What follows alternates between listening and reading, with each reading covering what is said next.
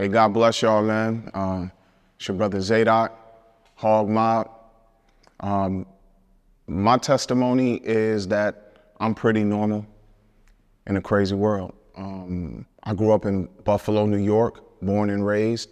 I'm a late 70s baby, and so that was right on the end of a lot of, let's say, success, financial success. My family had come up from the deep South up north during what they called the Exodus, when a lot of black folk were coming up north to places like Chicago, Buffalo, coming to Ohio, Pittsburgh, in order to take advantage of, making that money. And when the manufacturing and the steel industry and the auto industry started to leave the area, it left a lot of people from the South in a situation where there was no more work. And that really created a situation in the 80s that I grew up in, me, my cousins, and probably a lot of y'all watching.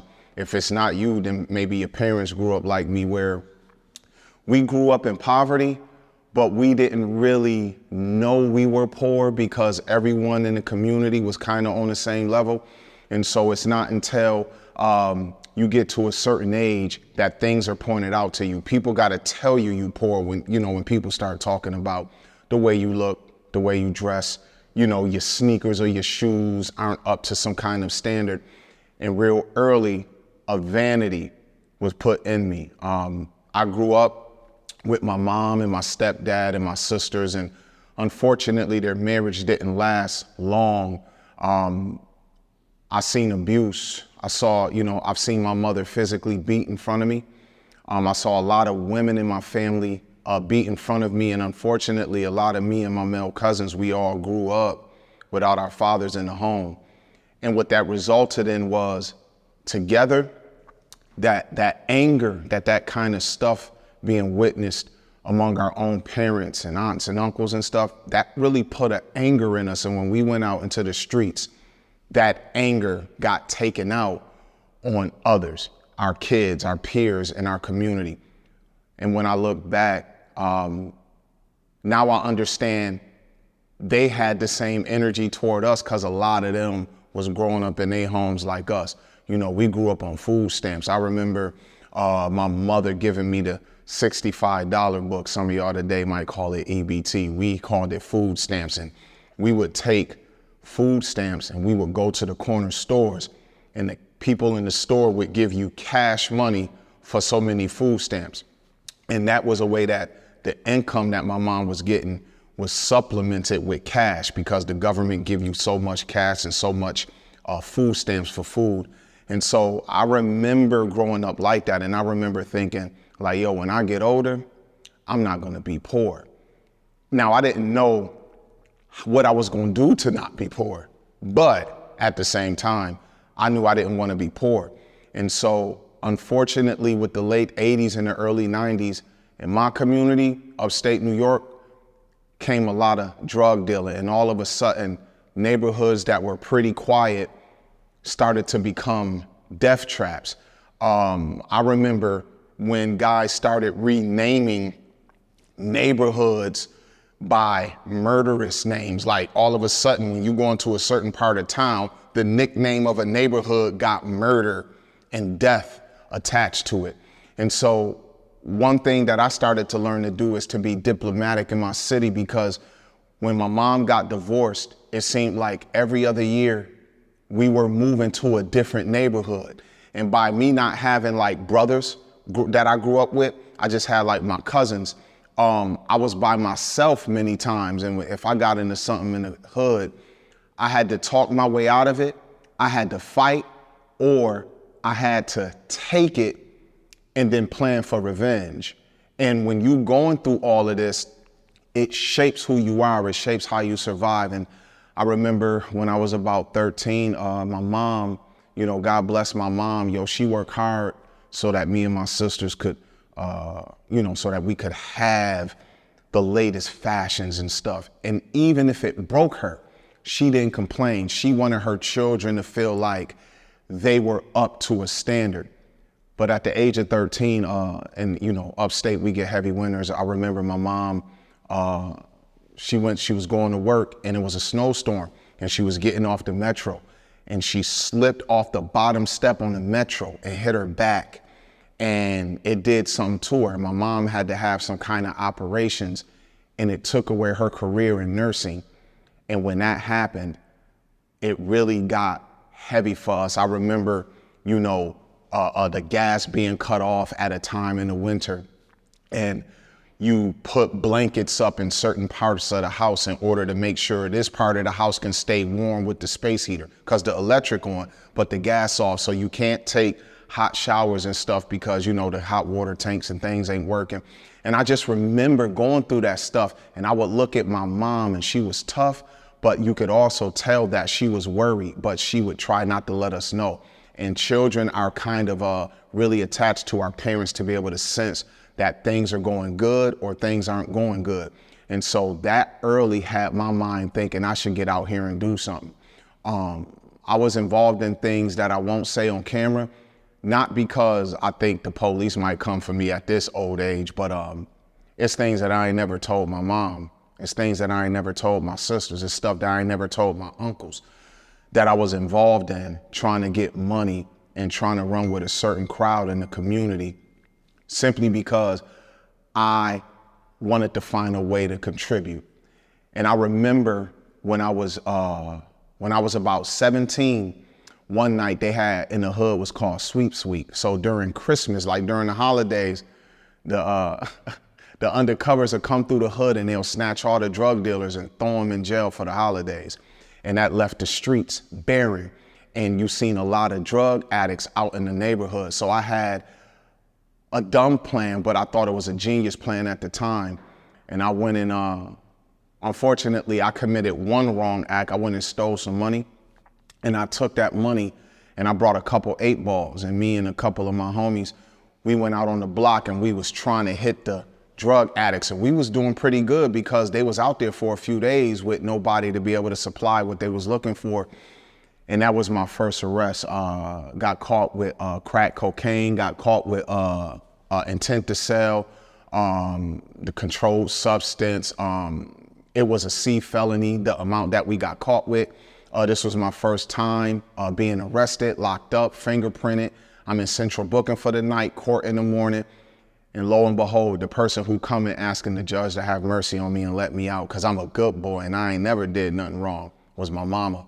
And that was a disappointing time for me, but yet going back to the community and the reality of where I live still was pushing me to make some decisions to get money. So I got into the streets real heavy. By the time I was 18, I had started a couple blocks, me and a guy that I was best friends with. He was like a brother to me, named Slice.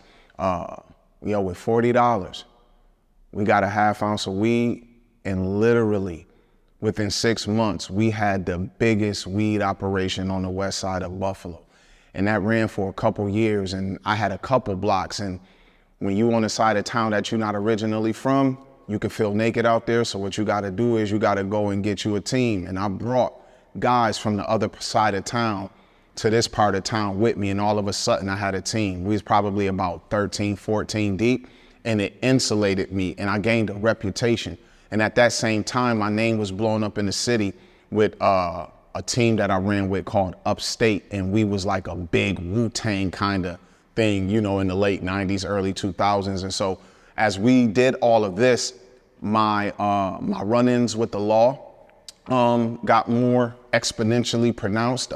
Now we're being ran up on by police. They got you on the curb. They got you pulling your pants down in front of the whole community, making you take your shoes off, looking for money in your boots or crack stash, guns in the bushes, stuff hitting in potato chip bags in the backyard, just all kind of stuff we was doing to get money. And when I look back, I'm thankful that God allowed me to survive through it. It's like, not that I'm proud that I went through that, but to have survived it so that I can understand now what it is to walk opposite of what's good. At that same time, as I'm trying to live and survive, I also got in my mind, what's going on out here, and why is things the way that they are? Like the family dysfunction, the violence, the death. the fear that we got. We carried guns, not because we was trying to kill nobody. We carried guns because we didn't want to die.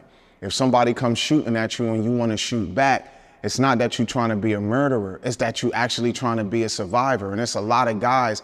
It's more guys out in the street like me who are trying to survive.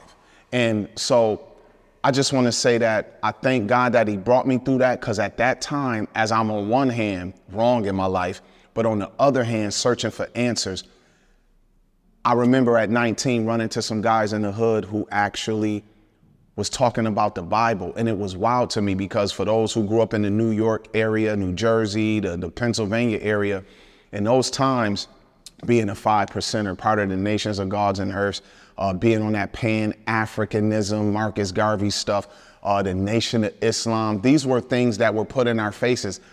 This is going to tell the black man who he is. And especially when you look up the guys who getting in trouble, they go to jail, and 3 years later they come home and they Muslim, talking about they took their shahada and all this kind of stuff. And so that had more influence, as a lot of guys was claiming a religious affiliation. It's weird. For those of y'all on the streets, y'all know what I'm talking about, where criminals are claiming to believe in God and they got a religious identity with them. And for some reason, out of all of that, a group of guys who was talking about the Bible were the ones who intrigued me, only because what made their claim different from everybody else is that the truth was in the Bible. And I knew that the Bible, that's what my grandma and them read at church. And so that intrigued me. Like, why would y'all say that the stuff that the old people read at church is what we should be looking at? I wanted to know. Man, God is the greatest. He's the greatest fisherman. He literally put that hook out there. And I want to say this to anybody in the streets. Y'all know that we still, even though we out there doing wrong, we're looking for answers. We're looking for the why. We're looking for purpose.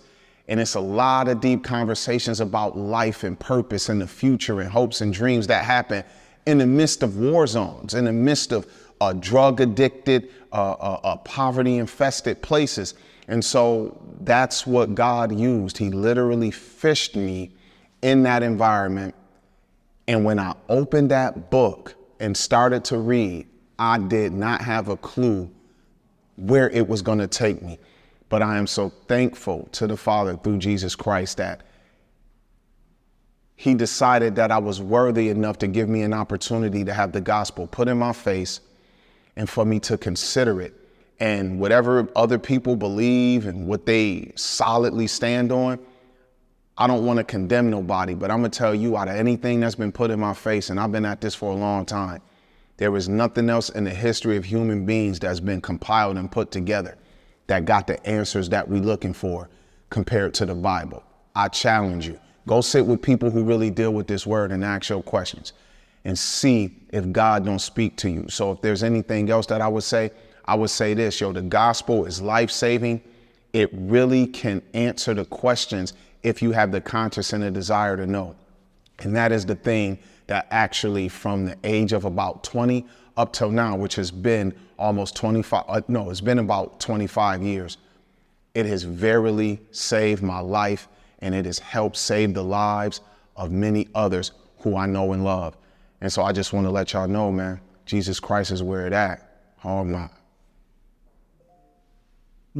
Just talk a little.